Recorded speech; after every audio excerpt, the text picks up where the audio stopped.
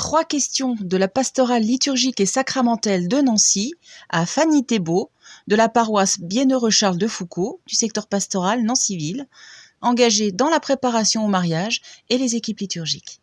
La situation sanitaire actuelle nous impose de vivre en confinement plus isolé. Qu'est-ce que cette situation de retrait vous évoque pour la liturgie ?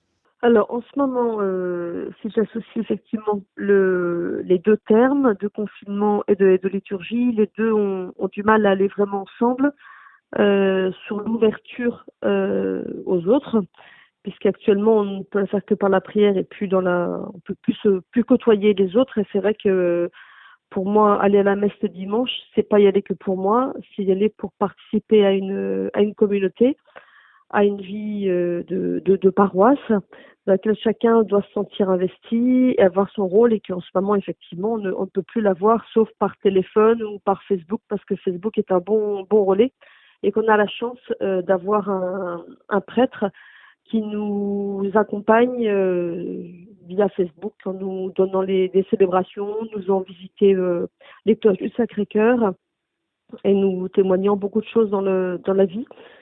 C'est vrai que moi je vois mes parents, en fait, ont besoin d'un grand écran, donc c'est de la télévision.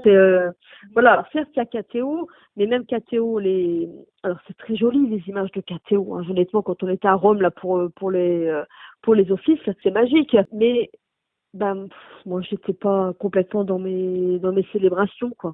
Moi j'ai vraiment envie de retourner au Sacré-Cœur. On a ce besoin de retourner dans notre paroisse. C'est vrai, quand le Père Jonathan nous a fait la visite des cloches, je veux dire, après on voit toute l'église, on a l'impression d'y être, quoi. C'est ce besoin de s'y retrouver aussi. Quand on était dans les cloches, là, dans les sommets, et en plus on pouvait mettre des petits commentaires, puis ils nous répondaient. Ils répondaient par oral. Je trouvais ça génial, quoi. Et je suis tombée dessus par hasard. J'ai dit, j'ouvre Facebook, je me dis, il est lié, je regarde ce qu'il fait. Je me suis dit, mais c'est vachement sympa, quoi. Je veux dire, d'avoir eu cette idée avec Bernard Albert, de se dire, on va faire ça, c'est bien. Ouais, moi, je trouve que j'ai envie de rentrer dans l'église, quoi. J'ai envie d'y retourner. Moi, c'est ça qui me pèse aussi, hein, on est bien d'accord, on peut prier partout. Mais il manque cette notion de rentrer et d'être en communauté à l'intérieur, quoi. Ce qu'on n'a pas. Comme chrétienne engagée dans la paroisse Bienheureux Charles de Foucauld, dans l'accompagnement des couples pour le mariage et les équipes liturgiques, quel témoignage pouvez-vous nous donner ? Alors en fait, actuellement, donc on préparait au mariage à peu près 13 couples qui sont tous en train de décaler leur date de mariage. Et c'est vrai que pour nous, on est vraiment désolés pour eux, parce que le mariage, c'était quand même une finalité. Dans leur demande, c'était vraiment un point fort de pouvoir se marier, pas que à la mairie, mais également à l'église. Et que là, j'espère qu'ils vont pas lâcher, surtout, et que nous, on est un petit peu démunis. On leur a proposé une préparation écrite en leur demandant d'y réfléchir en couple, avec un temps sur la prière et un temps sur le pardon, qui leur a été offert. On espère qu'ils vont le faire, et qu'ils vont pas simplement mettre tout de côté en gérant d'abord leur côté matériel, parce qu'il y a quand même un enjeu financier par derrière, et ça, on en a tous bien conscience, et qu'on espère qu'ils resteront dans cette démarche de vouloir continuer ce mariage religieux. Et sinon, dans mon implication également pour la prière universelle, on va dire, pour moi, c'est moins important, parce que finalement, la prière universelle, elle peut regrouper nos prières à chacun.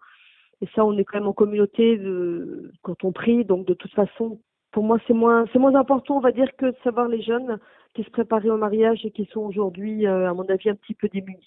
Bon, j'ai plus confiance, on va dire, dans mon équipe qui est avec moi en préparation de prière universelle, parce que je les sais toutes, à mon avis, en prière. De ce côté-là, j'ai aucun souci et j'ai aucun doute, et je prie pour elles aussi. Mais par contre, c'est vrai que j'ai plus peur pour les jeunes. Et sur un plan plus personnel, dans votre vie, comment est-ce que cela résonne ? Alors, dans ma vie personnelle, on va dire, ça me laisse plus le temps, on va dire, le matin, de pouvoir lire les textes, en particulier l'Évangile.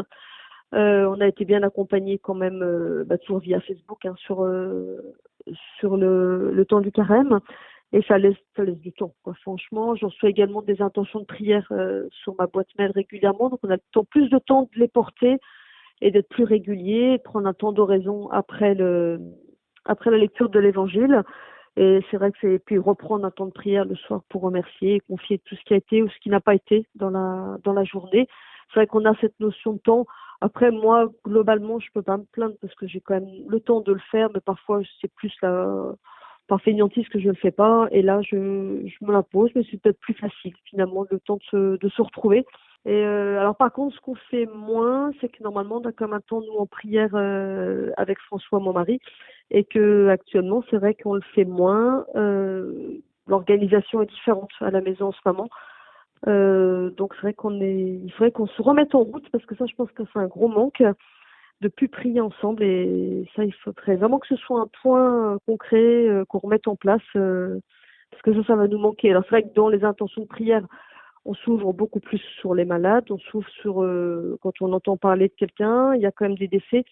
On confie toutes les personnes qui sont malades régulièrement, on confie tous les soignants, tous ceux qui sont là pour s'occuper de nous aussi, les postiers, ceux qui travaillent un peu partout, on va dire dans les supermarchés, tous ceux qui sont ouverts, tous ceux qui travaillent et qu'on confie dans notre prière. On confie les membres de notre famille, plus spécialement ceux qui sont malades et tous nos amis qu'on sait parfois être en difficulté ou quand on connaît des jeunes en difficulté, on essaie de s'activer dans le domaine de la prière ou quand on nous demande de prier pour quelqu'un aussi.